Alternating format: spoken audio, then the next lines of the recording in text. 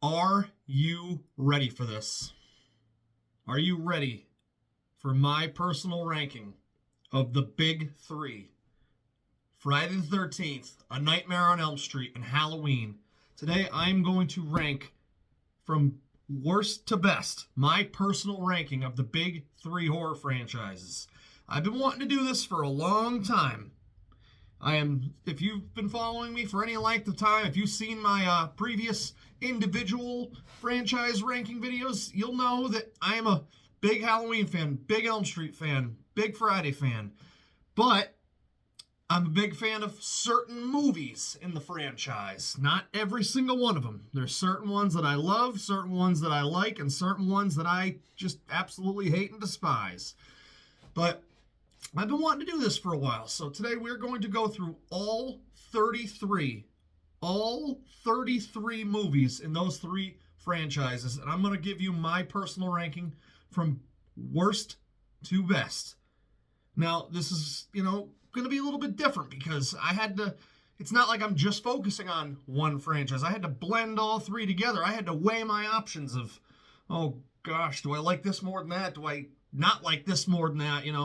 It's a little all over the place. So I did have to make a list for this. 33 movies is a lot to go through off the top of your head, and it can get kind of crazy. But I can't spend, I'll be here all night long. I'd be here for hours and hours and hours if I went into detail on why I like or dislike every single one of these films. So I just have to give a quick little gist about why the film is ranked where it is and go from number 33 all the way to number 1. So, let me know what your guys' rankings are down in the comments below.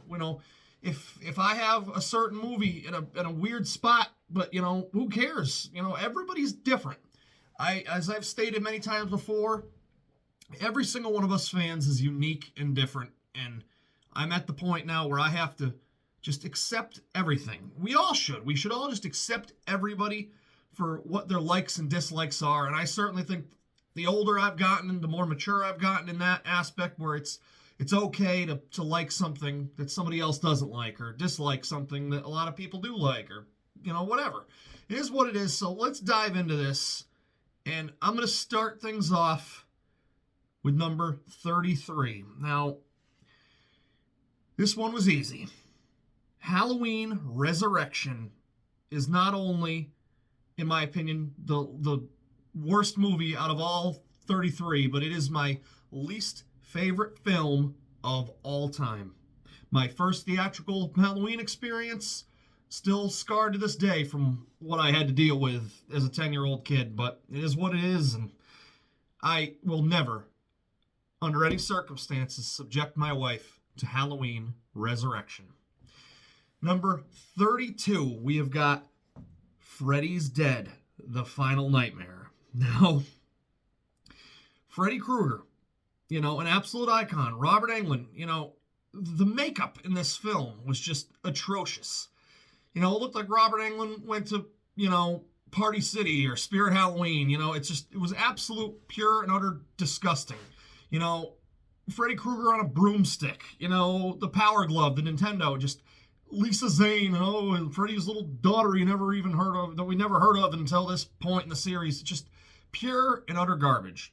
Despise that film, and once again, I will never, under any circumstance, subject my wife to Freddy's Dead, The Final Nightmare. We've got number 31, and that is Jason Goes to Hell, The Final Friday. Now, the beginning of that film, with the FBI chasing down Jason and shooting him up and getting him, I'm like, all right, were we going to follow this girl the whole time? This was pretty interesting. And then we get the coroner eating Jason's heart, and it was just a rip-off, knock-off, stupid Invasion of the Body Snatchers bullshit. Like, no, absolutely not. We get Jason a little bit in the beginning, a little bit at the end. Freddy's glove at the end, pulling down Jason's mask. It was just garbage, absolute garbage. And like I said, that movie, my wife will never, ever see Jason Goes to Hell for obvious reasons. But like I said, If you guys like that film, that's okay. Just that is my least favorite. Number 30 goes to Rob Zombie's Halloween 2. Now, that hospital scene in the beginning. All right, what are we going to get here? This will be interesting. It was pretty badass for a few minutes, and then just immediately the toilet flushed and it just circled the drain. No, not a fan. If I had to come up with a bright spot for Rob Zombie's Halloween movies, Danielle Harris did a great job, and Brad Dourif did a great job. And yes, Scout's performance was stellar, and the way they portrayed Laurie Strode's, like, the aftermath of what happened, I respect that, and I'm okay with it. But the White Horse bullshit, Hobo Michael, get away from me. No. And no, my wife's never seen Rob Zombie's Halloween 2. Absolutely not. That was a terrible, terrible theater-going experience as a teenager for me. Would not recommend that movie to anybody. Number 29, we've got Jason Takes Manhattan. Now, a little different ethnicity, Jason children, all those weird little visions we see, Jason teleporting all over the place, and, the majority of that movie taking place on a boat, and then, not even going to Manhattan, going to Vancouver. Yeah, no. It was, pretty cool to see Julius get his head punched off. That was a good little showdown. Kane Hodder, not a big fan of Kane Hodder's portrayal of Jason, but I can live with it in part 7, but part 8, no. And just, there's nothing. I really go back to nothing from Jason Takes Manhattan that I enjoy. As a young child, I'm not going to deny it. As a young child, I could sit there and watch it if it was on TV and not give a crap. But now I'm just like, absolutely not. Absolutely not. No. So that's number 29. Coming in at number 28, we have got Halloween 5. Now, if you've seen my video from a few months ago of where I ripped Halloween 5 to shreds, you know how I feel about Halloween 5, and that it's just, Halloween 5 is what killed the Halloween franchise. It's what destroyed it and what has put it in shambles, and it's arguably still has not been able to recover from that. From the scars that Halloween 5 left. Just imagine if Halloween 5 focused on Rachel and Jamie's relationship, not killing off Rachel in 15-20 minutes, Loomis being a nutball, Jamie being a mute. Just imagine if that movie just took its time and didn't get rushed into production. If we waited until maybe 91 and got Halloween 5, maybe we could have been, maybe the Thorn trilogy as we know it could have been something totally different. But not a big fan of Halloween 5, just no. Absolutely not. Coming in at number 27, the Elm Street remake from 2010. Now, when it comes to Rob Zombie's Halloween, Friday the 13th, 09, and an Elm Street 2010, those 3 films, those 3 remakes were highly anticipated. I was pumped. I was, in my young adult years, teenage young adult years, getting ready for the revitalization of these characters that I just grew up idolizing. And I knew that Robert Englund was not going to be Freddy Krueger in this new movie. It was going to be Jackie Earle Haley, but it's not his fault that movie was so poorly done. Who wants to see an emo Nancy? And the characters were already going through the issues. When the movie really began, it was just, it didn't capture anything that original film in Wes Craven did in 1984. I probably fell asleep in the theater for that, and I just was purely disgusted, and I absolutely despise that movie with all my heart. And no, my wife's never seen that either. So, coming in at number 26 is A Nightmare on Elm Street Part 5, The Dream Child. Now, Elm Street is a very top, in my opinion, a very top-heavy franchise, where it's like the first three movies, in my opinion, pure gold. Out of the first six, rather, you get 1, 2, 3, magnificent, perfect, everything amazing. 4, 5, 6, you begin just this, part 4, I'm all right with that, cool, all right, Alice, we'll see what's going on with Alice Johnson, all right. And we get the dream child, and then, Alice is, pregnant, and Freddy's trying to take over that fetus. It was just, like, what the hell is this? And Robert Englund, it was just even more crazy wackiness. The Amanda Kruger storyline gets brought back up in this weird gothic way. It just, not for me. Dan's motorcycle kill, all right, I'm okay with that. That's pretty cool. But everything else about the dream child, not a fan. Absolutely not. Now we've gone to Jason X at number 25. Jason X. Now, I was a young kid when Jason X came out. Now, did I think, oh, all right, more Jason. Yes. Of course I did. Jason in space. Do I really? No. They've just run out of ideas. It's absolutely ridiculous. There's, in my opinion, nothing really redeemable about that movie. I don't drink alcohol, so I can't sit there and get drunk and try to enjoy it. So I stay away from Jason X at all costs. Number 24, Rob Zombie's First Halloween from 2007. Now, I don't like this movie really at all. I will crawl over there and I will skull fuck the shit out of you. Immediately I was just like, okay, no thanks. Absolutely not. No. I did not need to see Michael's childhood backstory and how he became such a deranged killer and how it all happened. It was just pathetic. No, I'm all set. Malcolm McDowell, pretty damn good. He did not try to copy Donald Pleasence. I've stated that many times, that Malcolm McDowell made Loomis his own, and I respect that, and I'm still cool with that, but I rarely ever see myself going back to watch Rob Zombie's Halloween, because that was one of the biggest disappointments of my life. Going to see that movie in the theater and seeing the way it turned out, I was just completely baffled. I'm like, what in the heck is this garbage? No thanks. Not a big fan of any Rob Zombie's movies, to be honest with you. I'm sure if you've seen any of my horror movie collection videos, you'll know, okay, he doesn't have any Rob Zombie movies. There's a reason why. So coming in at number 23, we got the Friday the 13th remake from 2009.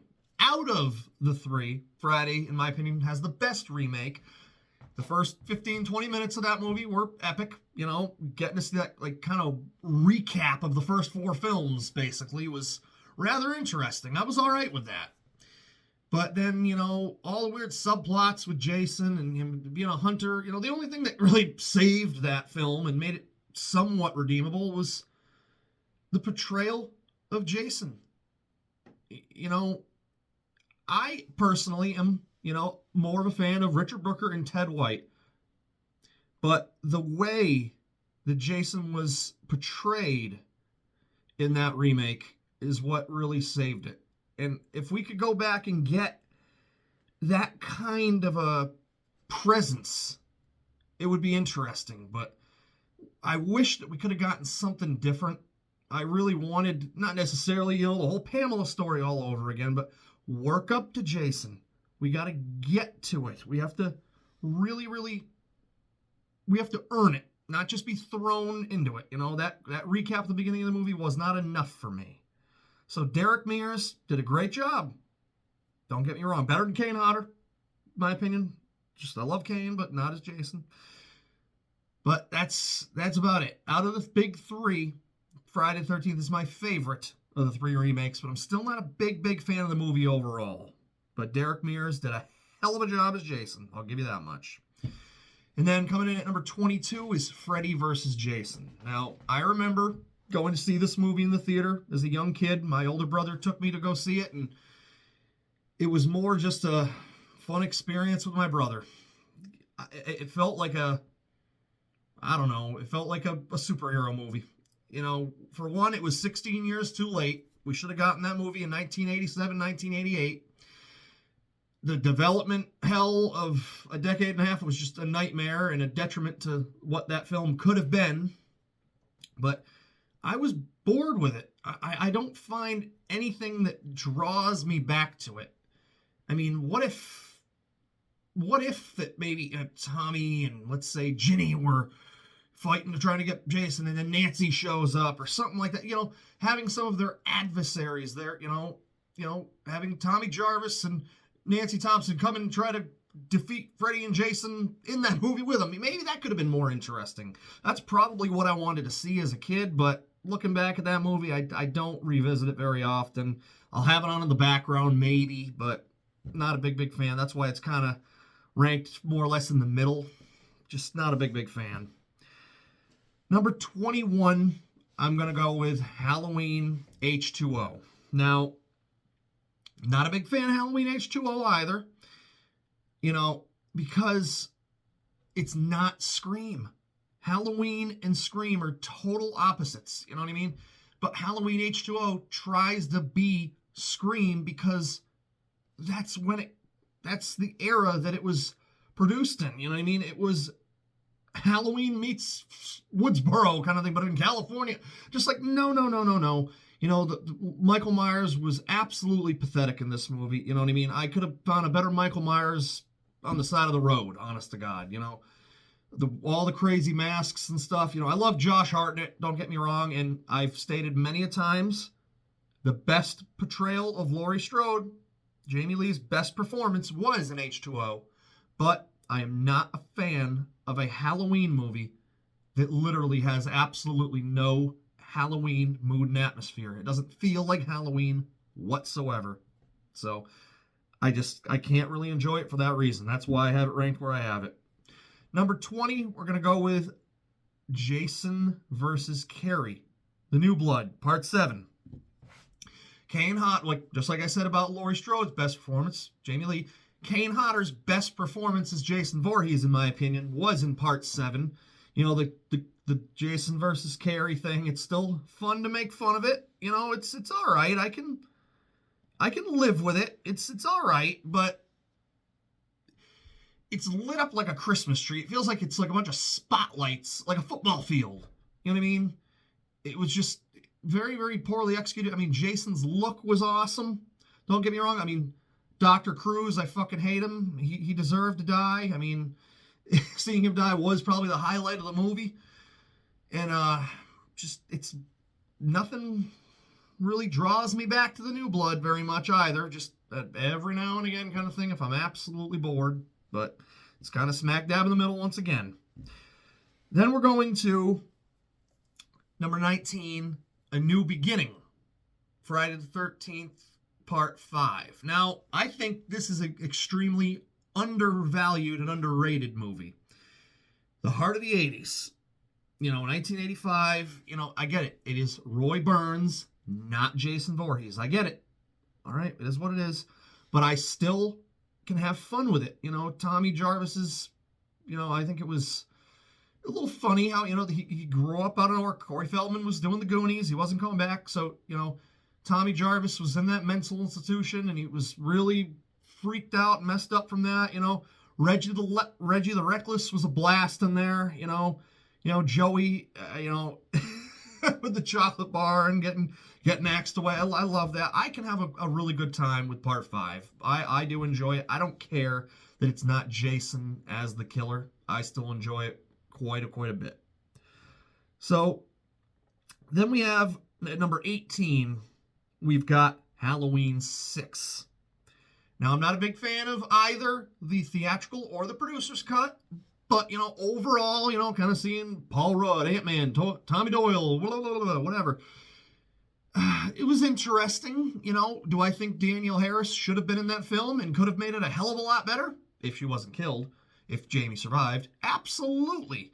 But all the hell they went through, that Danielle Harris went through to try to be in this film, and it didn't work out for her. Dr. Loomis's last portrayal. Donald Pleasance died before the film was even released. It really sucks, but I think Halloween 6 had a lot of potential. But then we find out that Dr. Wynn was the Man in Black. Oh, whew. The Cult of Thorn, I'm staying away from it. No, thanks. I'm all set. Number 17, Halloween Ends. Now, I enjoy Halloween Ends for what it is. I didn't hate it. I know it's a love-hate relationship with that movie, too, for a lot of people. Because I really was invested in Corey Cunningham's story. The story that he was telling, his character. That movie was pretty damn good until Micheal showed up. So that would have been better off as an anthology, as its own thing. But, we had to throw Micheal in there, and he was, weak and decrepit, and finally met his demise and getting thrown in that compactor. Whatever, it is what it is. Jamie Lee just had to get her way. It sucks, but who knows. Then we go into Halloween Kills. Halloween Kills is my number 16. Michael Myers going apeshit on everybody. That was pretty crazy. The firefighter scene and breaking out of that house, hiding in the gun safe. And, that was pretty awesome. But there was Anthony Michael Hall as Tommy Doyle. No, Lindsay was just wasted. What the hell was the point of having Brackett in there and Marion Chambers? It was just, no. It was a way too overstuffed, in the way it was all executed. If they kind of just took their time and maybe just focused on just Tommy and Lindsay, maybe it could have been interesting if they tried to join forces with Laurie Strode to try to take down Michael, but instead the whole town gathers up with the gang. It was just, no, absolutely not. Sheriff Barker, get away from me. No thanks. But I enjoy Halloween Kills for being, Michael's film. That was Michael's film. It was a fun experience in the theater. I'll give it that much. Then we're going to number 15, and that is A Nightmare on Elm Street Part 4, The Dream Master. Now, this is where it gets a little, in the Elm Street franchise where it begins to really decline for me because, Kincaid's dog pissing fire to resurrect Freddy. Freddy is pretty much full cartoon and comedic now, but there's still some redeemable qualities, and I have recently thought a lot about what it could have been if Patricia Arquette reprised that role, and it wasn't Tuesday Night.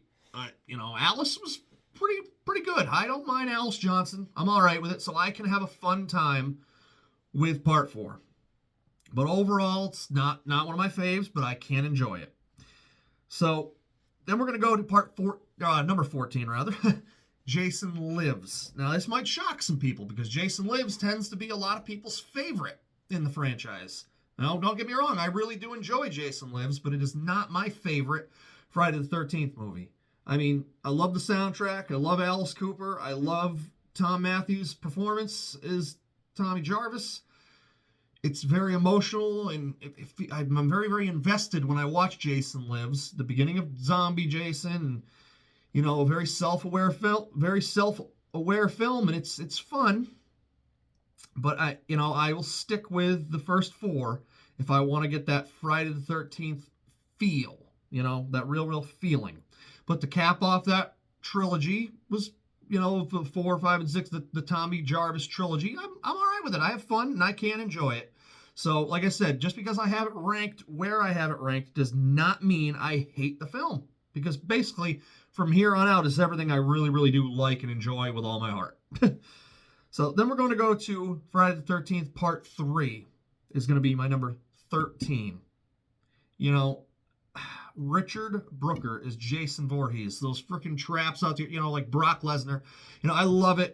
Shelley is a goofball. The cast is kind of all over the place in this. You got the stoners, and I'm all right with Chris as the final girl. That was a pretty good chase scene at the end of that film, and then you see Jason unmasked. Hockey mask Jason unmasked for the first time, and it was very, very interesting, and I can enjoy it for what it is. I'm all right with it.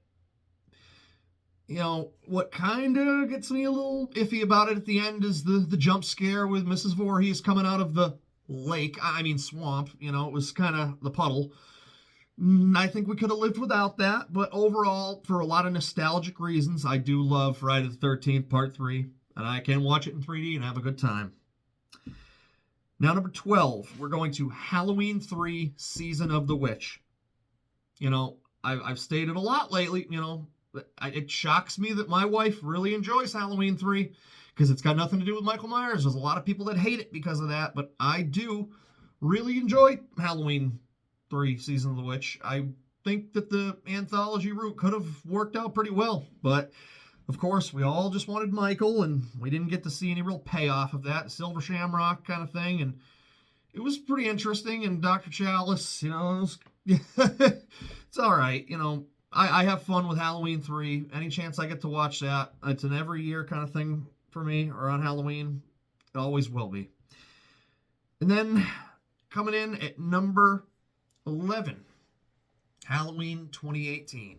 The most anticipated film of my entire life. Halloween 3 is what really, Halloween 2018 rather, we're just talking about Halloween 3. Halloween 2018 is what really got me into YouTube to the degree that I'm in, because it introduced me to all the big horror channels. I found Dave McRae due to, you know, some Star Wars feedback, and then the announcement of Halloween 2018, and then that's what led me to every other big horror channel out there. Now, Halloween 2018 was a solid theater-going experience for me. I was satisfied when I walked out of the theater, and I can respect it for that very, very much. You know, it's not the best. There's plenty of flaws, but compared to my experiences of Rob Zombie's films and Resurrection, you know, 2018 was a masterpiece compared to all that, so I'll leave it at that. Now, we are into the top 10. At number 10, I have got Wes Craven's New Nightmare, 1994. Heather playing Heather, yeah, she has to come back to be Nancy. You know, everybody playing themselves. Robert is Robert, you know, Freddy's demonic souls, and, you know, it was just the spirits of it. It was very, very interesting with the way they presented that. But Freddy was fucking scary again. He was really creepy with the trench coat look.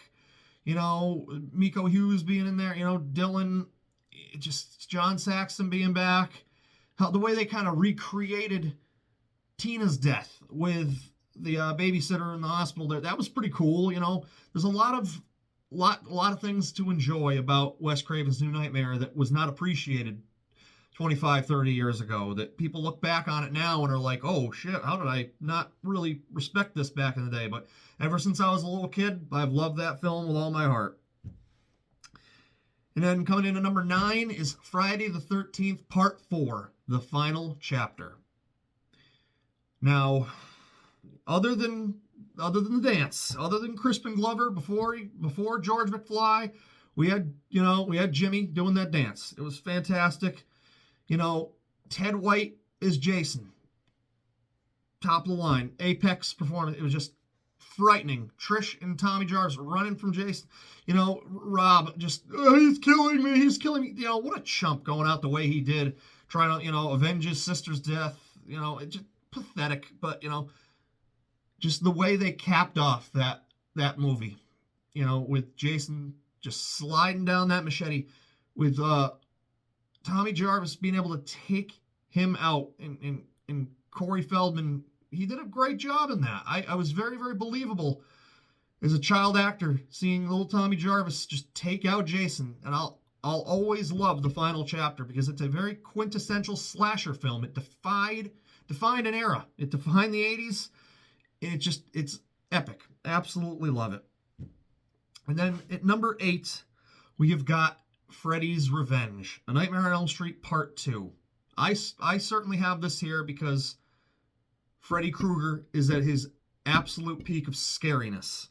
I don't care about the whole Jesse thing and everybody's opinions on that.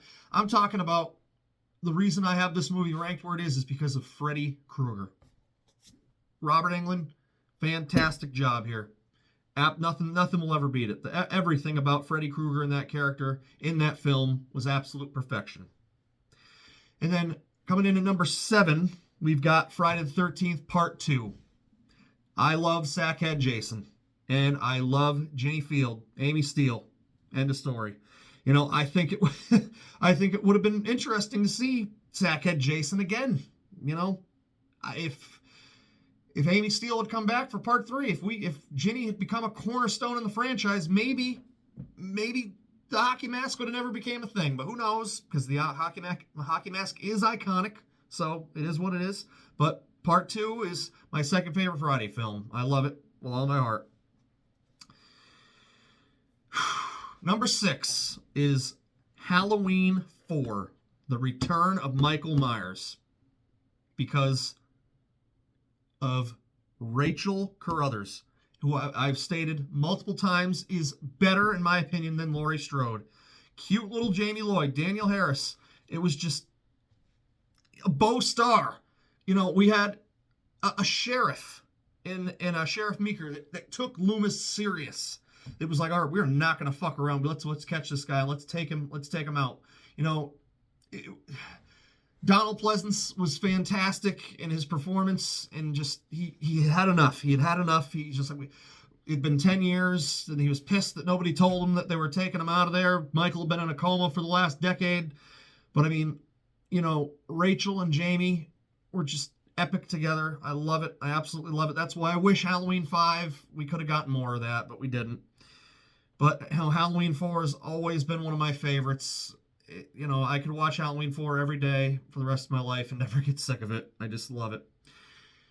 Number 5, A Nightmare on Elm Street Part 3, Dream Warriors. Not just because of the song, because of that ensemble of that cast of characters. The Dream Warriors themselves, having Nancy back. The introduction of Amanda Kruger, that storyline was rather odd and creepy. As a kid watching that, I'm not gonna lie, I was a little freaked out by this old lady nun and the bastard son of 100 maniacs, all this and that. It was a great balance of scary Freddy and fun Freddy.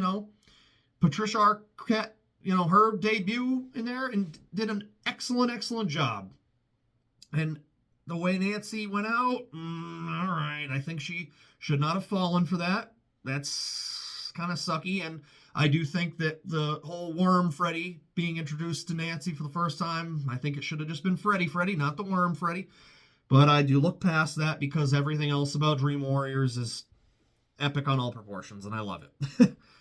And then we've got number 4 is Halloween 2. I don't care about Dick Warlock's robotic walk. I love Halloween 2 because it picks up immediately after the original, and Loomis is just determined to find Michael and put an end to it. Jamie Lee's kind of, bedridden most of the movie. Jimmy's cool. The hospital thing is awesome. I love the hot tub kill. It would have been interesting to see if, I don't know, it would have been interesting to see what Laurie Strode's reaction would have been if she really did find out in that movie that she was Michael's sister, and we had found out about that. If she had found out about that in the movie too, if things would have been different. But Halloween 2, I still love it with all my heart. It is still absolutely epic. Now, we've got 3 films left, and if you've been watching this entire time, you know what those 3 films are. They are the first 3 entries of all 3 of these franchises. So, number 3, I'm going with the original Friday the 13th from 1980. I don't know why a lot of people think it is weird that my favorite is the original, but yeah, it's not because of Pamela Voorhees and no Jason. No, it's because of the atmosphere, the feel of the film is just, it's frightening and scary. You know what I mean? You feel like you're really there. And the cast, I'm not a big, Alice is all right. She doesn't hold a candle to Ginny, but I'm all right with it. And just the feel of that real camp slasher thing, you really feel like you're dark out in the woods with a flashlight. And it is, the showdown with Mrs. Voorhees and Alice at the end is pretty fun. Seeing her smack her back and forth, and I was all right with that. And then her just taking that swing and taking her head off at the end. It was great. And then the jump scare at the end with cute little Jason jumping out of the lake. I love it. I do love the original Friday the 13th. It is my favorite in the franchise. Always has been, always will be. as well as number 2, we're going with A Nightmare on Elm Street for all the same reasons. Freddy Krueger is Freddy Krueger. Nancy Thompson, Heather Langenkamp is number 2, all-time greatest final girl. Johnny Depp's debut in here was all right, you know what I mean? Tina's death, I don't, you know, everybody's got a right to their own opinion, but Tina's death is the most horrifying death in all of horror. It is number 1. I don't think anything can or ever will beat it. Point blank, end of story. A Nightmare on Elm Street, 1984. Just pure gold. Thank you, Wes Craven. But obviously, if you know me, if you've watched me, you know that John Carpenter's Halloween is not only number 1, but it is my all-time favorite film because Michael Myers is everything to me. I live, sleep, and breathe, eat everything. Drink Halloween. Michael Myers, Donald Pleasance, Dr. Loomis, you know, Annie, Lindsay, Tommy, Lori, everybody, you know, even Judith Myers, you know, the boyfriend. You know, I cannot say anything else about Halloween because I've said it all. It's number 1 for that very reason. Nothing can top it. Nothing ever will. So there you have it.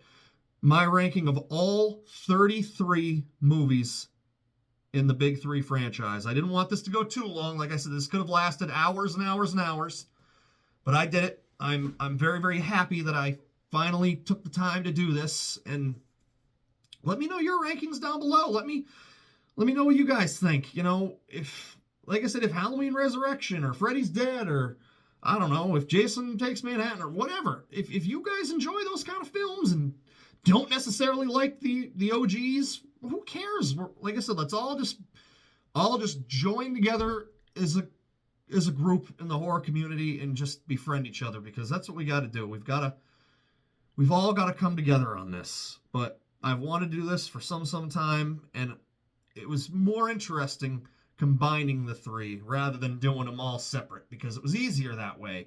I had to take my time and really think about this. So, like I said, like, subscribe, comment down below, and let me know what you guys think and what you guys want to see in the future. But I'm very, very happy I was able to do this. And until next time, you guys take it easy. We'll see you soon.